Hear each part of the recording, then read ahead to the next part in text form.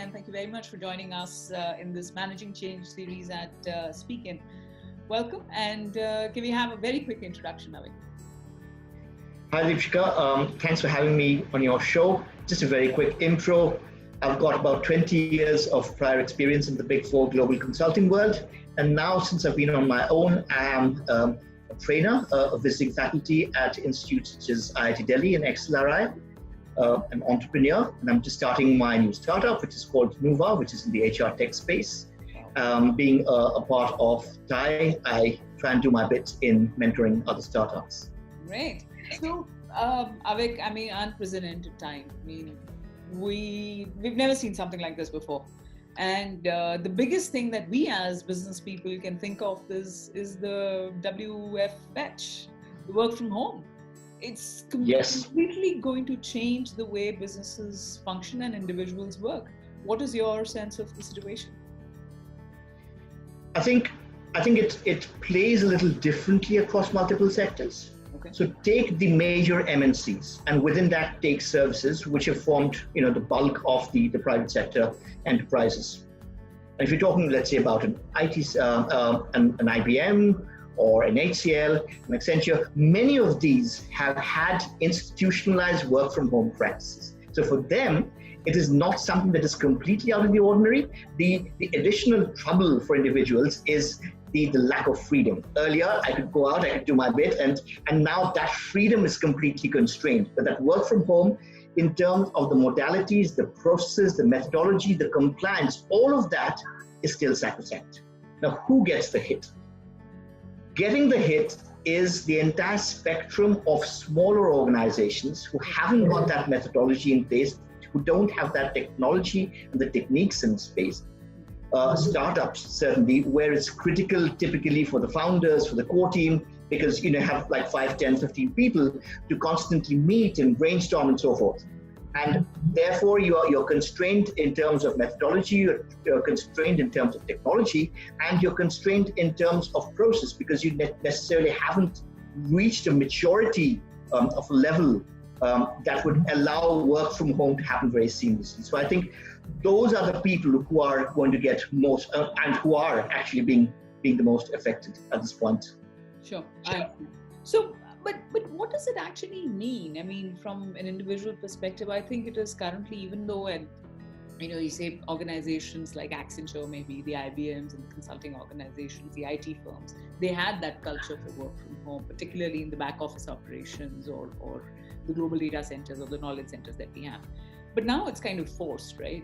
So how is it impacting the individual psyche and the cultural part of an organization? I think at an individual level, the psychological impact would be more or less the same across the board, right? So there's going to be a sense of being disconnected, a sense definitely of being disoriented, of lack of power, of disempowerment, of being completely away from this way. And this is therefore individuals at a junior level as well as for leaders, because look at it from the point of view of leaders. Leaders thrive from the interaction that they have with their juniors. They're used to walking the floors and talking to hundreds of people at any one point of time. And now you're asking that same person to do a town hall over a conference call, right? So that is the huge sort of, paradigm shift in the psyche that's required. And what that necessitates now is for us to be able to come to terms, A, to cope with the situation, B, to acknowledge that this is going in for weeks on end. Let's not kid ourselves, right? And C, therefore, how can we make this the new norm, the new normal, the new routine? Yeah? And how can we take that forward? And I think that's applicable right across the board. So, Avik, if you look at the other side of, absolutely, you're right, in terms of disorientation or the disconnect, there's also a massive issue in terms of, accountability, especially the trust part that exists between the employee and the employer.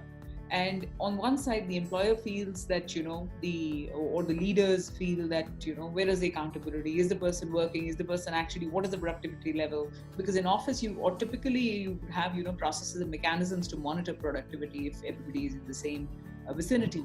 How do you, as a leader and as an organization, build and monitor accountability or measure accountability about the employees in terms, how do you make, as a leader, you made a beautiful point about, as a leader, you walk around and then you exert your power. But as a leader, how do you make sure that your employees are accountable when they are working offline? Yeah. So I think this is where it's not just delegation, it's not just compliance, it's not just monitoring, but there's a huge amount of trust and transparency that comes in. And this is the true test of the leader.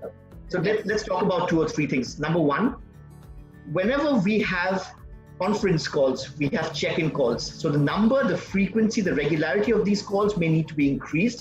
So if we have 1 per week earlier, we may need to do 1 per day to begin with, and then space it out over 1 every alternate day. This is second. What is it that the leader is saying to his team? Typically, in a normal business as usual checkpoint call, we just go around the room saying, what's the status? Here, let's pause, let's, take a step back, and the leader should be saying, how is it going with you guys? So you're taking people along with you. You have to show the trust, the empathy, and the transparency, and hopefully the goodwill that the leader has built up with the team over time will come in place, will come in really handy at this crucial juncture.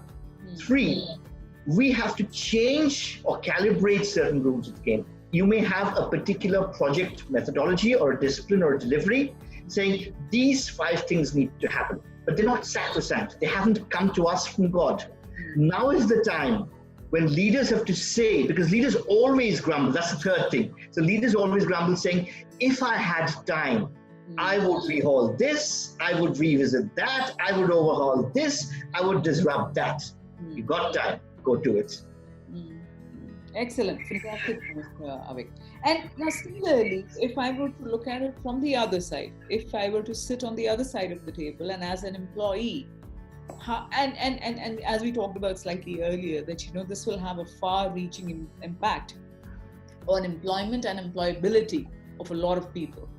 So what do I do to be perceived, number one, and then actually be seen as accountable? I think the first thing in the short term is not to take this as an extension of a business as usual and to make okay, this is stopgap. The COVID virus and the spread of it, the outbreak of it may be temporary, maybe 2 weeks or 2 months, we don't know. But the fallout of that from an economic standpoint and in terms of business on the ground is definitely going to last for several months, if not years.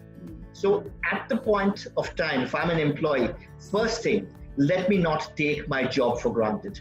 I need to be employed. I need to be continuing to be employed. And therefore, I have to be perceived. It's my responsibility. I want to keep my job. It's also my responsibility to make sure that the leadership, that my team leaders, my managers, my supervisors perceive that I am adding value, that I'm contributing. So in other words, in a normal situation, if I was just doing the work and sending out a mail as and when the delivery is over, now is the time to ramp up my communication, to put my hand up and say, I've done this. Do you want me to take on something else? I've got time. How can I help? How can I contribute? Volunteer to help, offer to help.